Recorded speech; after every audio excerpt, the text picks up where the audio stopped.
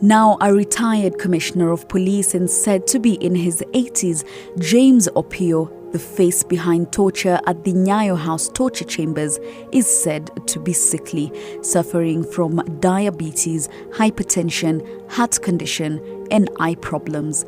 In fact, it was rumored a few years ago that he had passed on, with the claims circulating on the internet and social media sites, but that remained unfounded.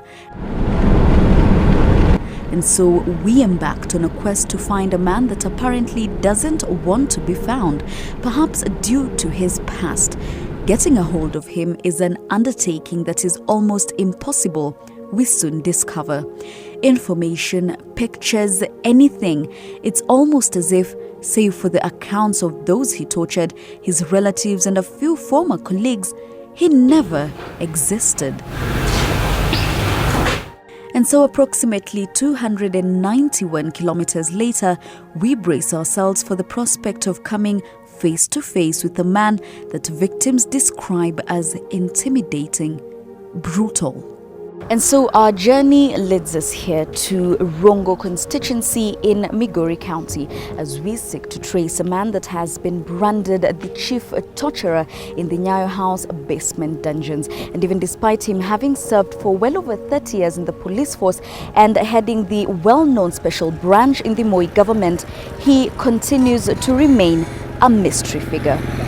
Since his retirement from the force in 1999, Opio settled here to enjoy his life as a retired officer, never mind that he was, during his time in the force, one of the most feared officers. From Rongo, we make our way to Ranen Trading Center, 13 kilometers away, to Opio's home.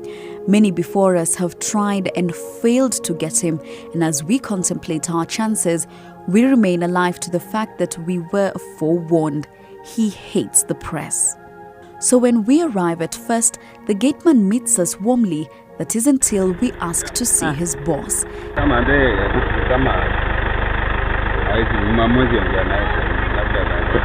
His third wife, Eunice, who we are told calls the shots from who is allowed into their home to running his daily schedule, is seated at the front of the house.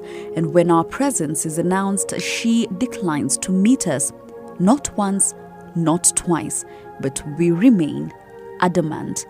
10 minutes of our determined insistence later, she slowly walks towards us. The gate, however, is under lock and key.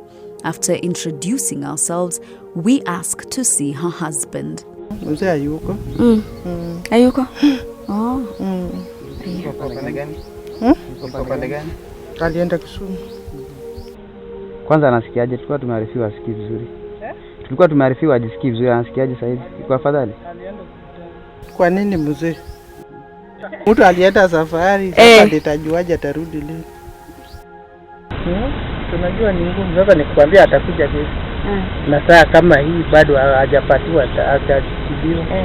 Sasa tutasema urongo. Huwezi tupangia siku turudi.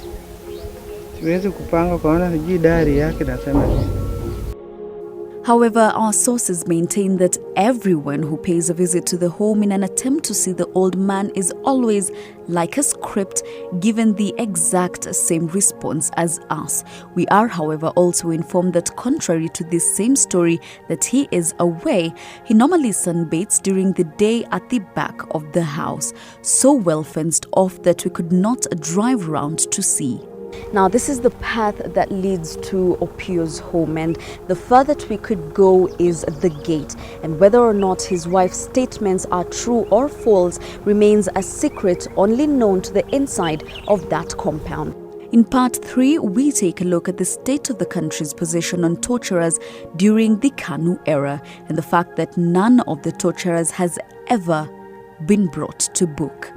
Jacque Maribe, News at 8.